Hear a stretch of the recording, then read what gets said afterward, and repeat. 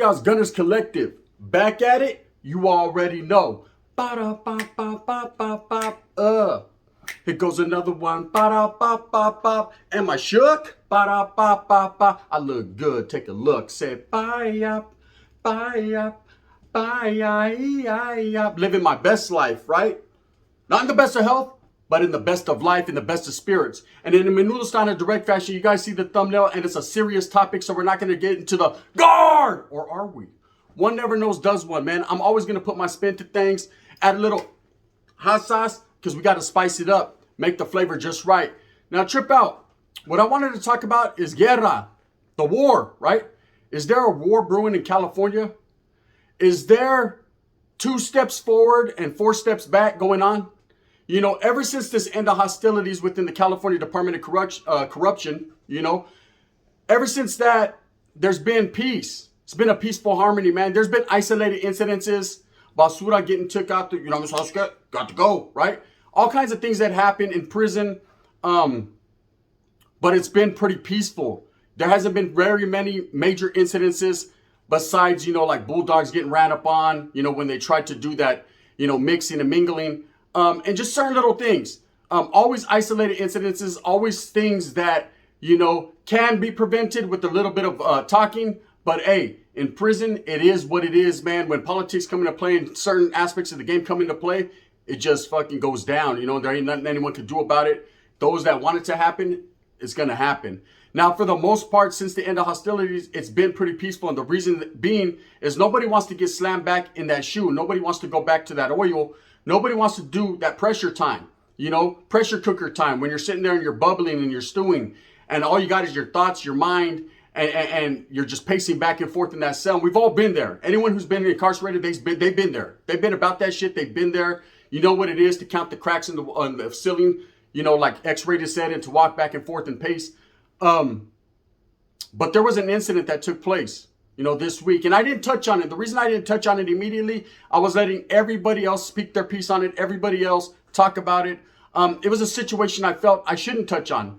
And the reason I shouldn't touch on it is, first of all, it had nothing to do with me. Zero to do with affecting my life. Zero to do with what I have going on. And it puts a whole bunch of others in danger. And just speaking about it, man, can get a whole bunch of people in twists and turns that maybe, you know, just people on YouTube shouldn't speak on certain things. But anyways, it's out there. People have put it out. So I'm going to kind of like give my 2 cents on it and my opinion on certain situations. Take it for what you will, or you don't have to take it at all. But an incident took place, you know, within the California system in prison that became a dangerous situation, you know, and it became between blacks and Mexicans. Now, I'm not going to get into the details. I'm sure you guys already know. If you want to fucking get some major details into the incident, refer to 16 to Life. Chill. That brother right there is open-minded. He's very even-keeled, man. He lets you know exactly what it is, man. He doesn't choose sides, pick sides. And he's a brother, man. He just keeps it as real as it can be. And he knows his shit. Having done a lot of time in the California system, you know, he's someone you could refer to, fall back on, and understand that his information is correct as fuck. And he knows what time it is. So I've been watching Chill lately, and I've been kind of keeping updated on what's going on within the system. Because I have family that's in the system. Because I have friends, camaradas, homeboys, people that I've done fucking F-trooped with. You know, when I say F-troop, meaning I've trooped them streets, man. All the way from fucking LA on back. You know, people that I've actually walked them calles with, and I know what's up. So I got a lot of love for the gente. Regardless if I'm in a good standing or they're in a bad standing or whatever the case may be, I got gente that I know righteously that are incarcerated that just want to do their time and get the fuck on down the road. So this incident took place and somebody was, you know, assaulted. Now, I'm not going to say whether they were stabbed or whether they were knocked out or beat up. You know, there's a lot of different he said, she said going on. A lot of people telling a lot of different stories. But from what I took from Chill and from what I heard from other various sources is that, you know, something bad happened to someone it shouldn't have happened to. Now, it boggles my mind how this incident was even able to take place, but it did. And so on and so forth, right?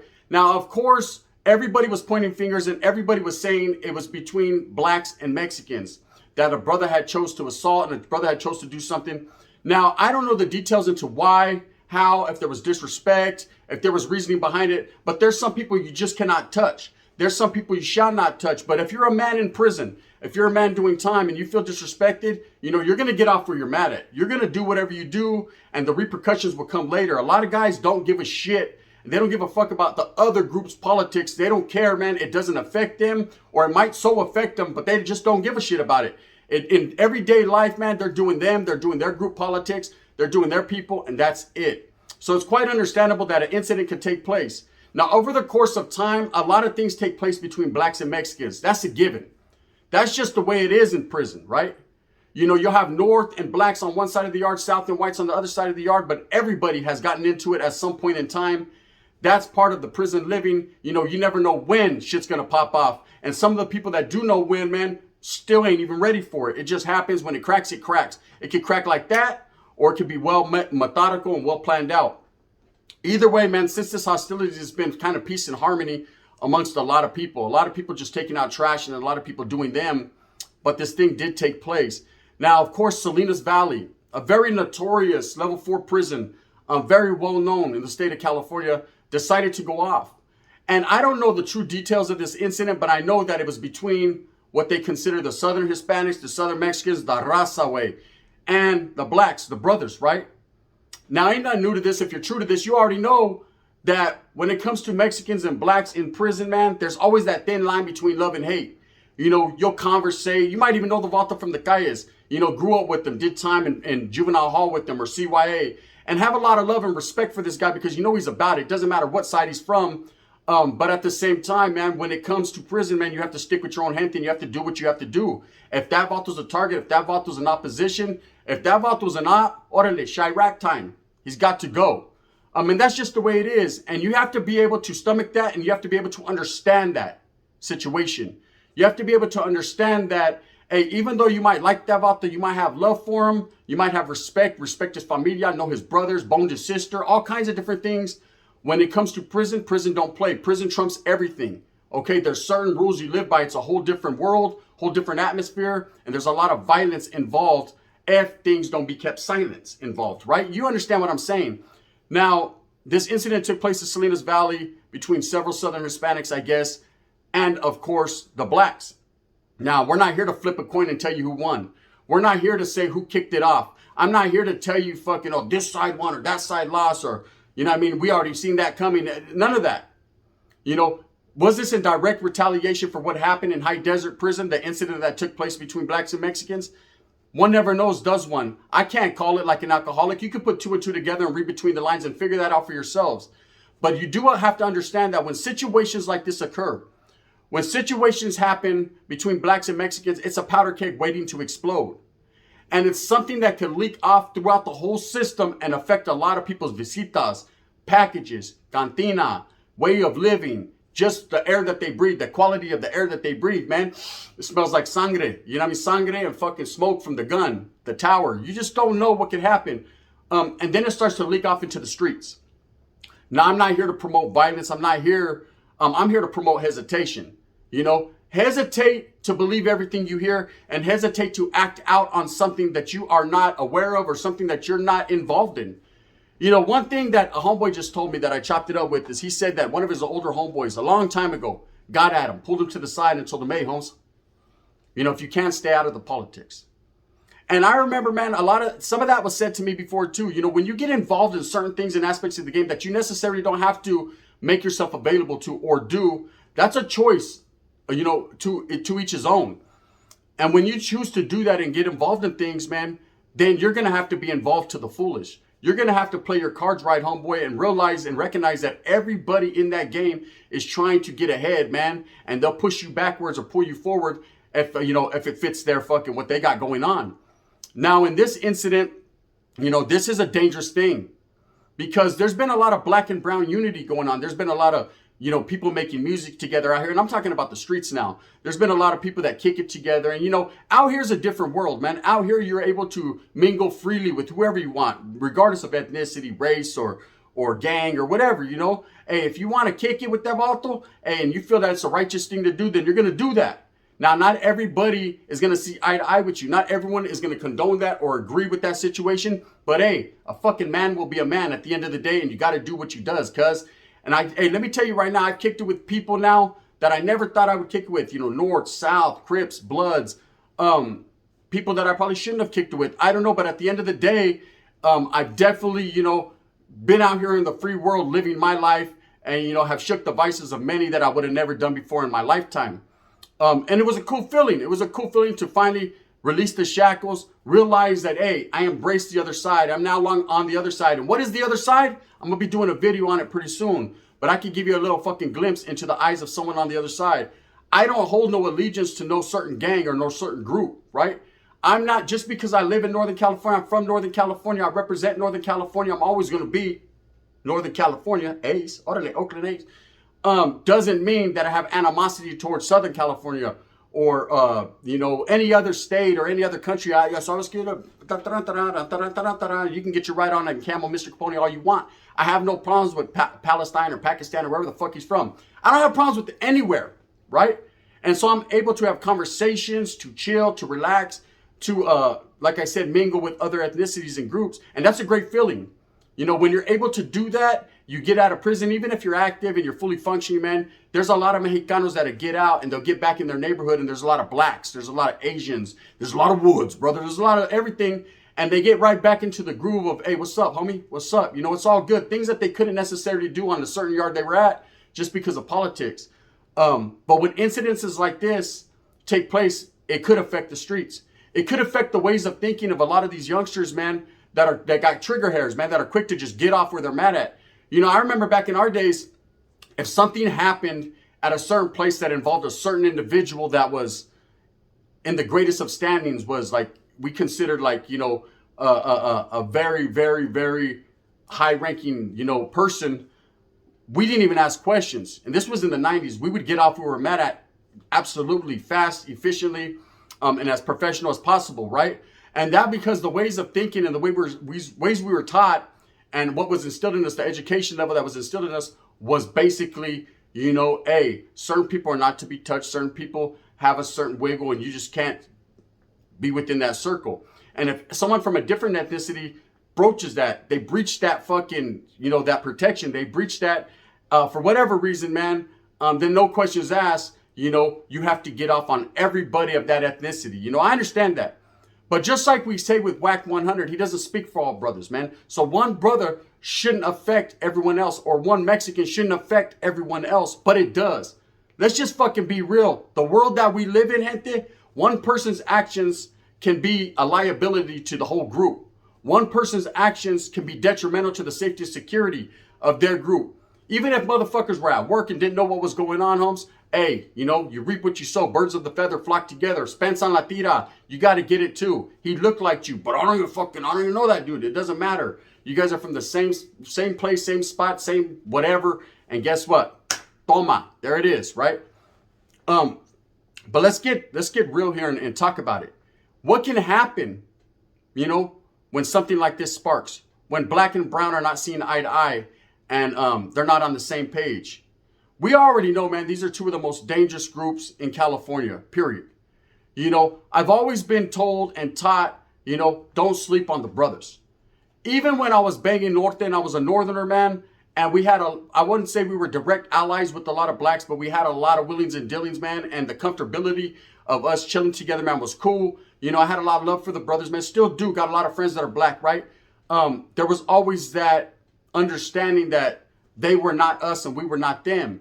What they had going on, Holmes, we couldn't involve ourselves, stick our nose in their business.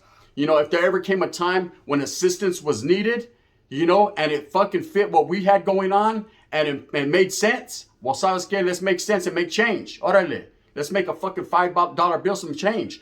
That was that, and I'm sure they felt the same exact way. There's been a lot of times the Norteños were outnumbered on yards. I've been on yards, man. We got jumped on, or we got rushed, man, or we already knew what time it was, and individuals was like, that's Norte business, that's SA business. We ain't involved in it, right? That's cool. But when it becomes, so I already knew, you know, there was just a loose alliance there. It wasn't really that, and we needed to be on the defensive stance at all times, you know, because the brothers, man, could trip. And they do, you know, just it's all based on attitude, man. If someone comes in with a chip on his shoulder and a bad attitude, he might be disrespectful. He might decide to get off. He might decide he's having a bad day and he wants to slap a motherfucker or disrespect someone. And being Mexican and the type of spirit and the warrior blood that's instilled within us, North and South, it ain't going to be like that. Motherfuckers ain't going out like that, especially in prison. You have an image to uphold, a reputation of tenacity and dangerousness. Is that a word? I don't know. I just made it up. Fucking eat it up, right? So that's just how it is. Now, this incident that happened in Salinas Valley between blacks and Mexicans, can it spill out to other institutions, other prisons, other yards? It could. You know, I'm not going to say that it wouldn't, or it wasn't, or it isn't. It could. But that just depends on the yards and what's going on, man, and the people that, you know, are put there in place to make sure, you know, that everything stays going how it's going. Now, like I said, to get into the details of what exactly happened this incident, you can go to other channels because I don't want to be speaking on certain people, you know, and that's not out of fear or anything. That's out of respect. You know, I respect certain people's get downs, and I respect, you know, their